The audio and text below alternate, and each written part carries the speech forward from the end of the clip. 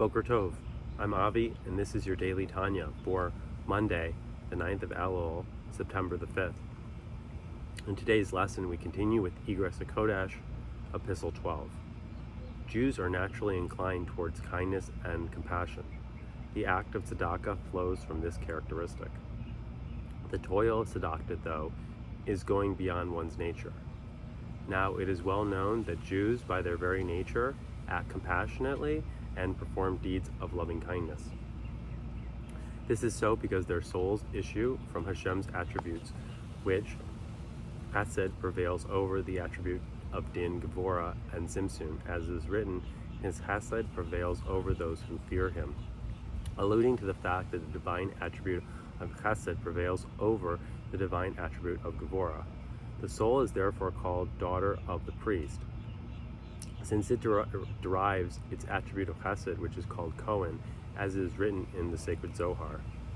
Since the soul derives from the divine attributes, which are dominated by kindness and compassion, Jews are, there by very nature, are kind and compassionate. Now, the charity that issues from the source of the soul's inherently kind and compassionate nature is referred to as the act of charity.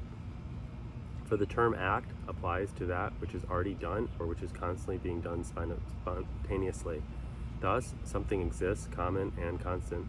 Here too, with regards to tzedakah, that is motivated by the soul's innate sense of kindness and compassion.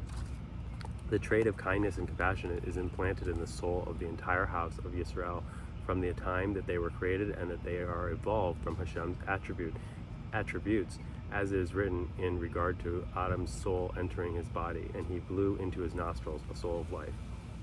And we likewise say concerning the entry of each and every soul into its individual body, you blew it into me. And he blew into his nostrils a soul of life. And we likewise say concerning the entire of each and every soul of its individual body, you blew it into me. And he who blows from within him, from his innermost being.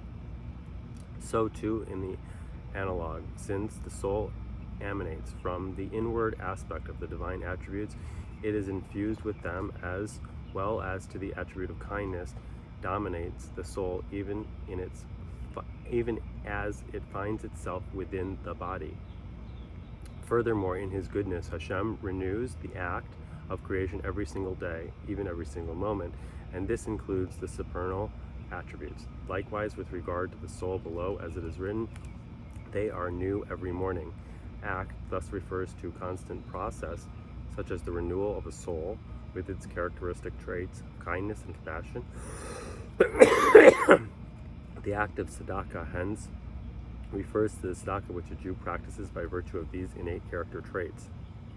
The term service, avoda, however, applies to only which a man does with immense exertion, contrary to his soul's inclination, but he overrules his nature and will out of deference to the supreme will, exhausting himself, for example, in Torah prayer, to the extent of pressing out the soul. Since the soul is not naturally inclined to such a situation, a great deal of toil and effort is required. In our case, too, with regard to the commandment of giving charity, tzedakah, money, to sever entails giving far more than would be prompted by the nature of one's compassion and will. I'd like to read that again. In our case, too, with regards to the commandment of giving charity, to sever entails giving far more than would be prompted by the nature of one's compassion and will.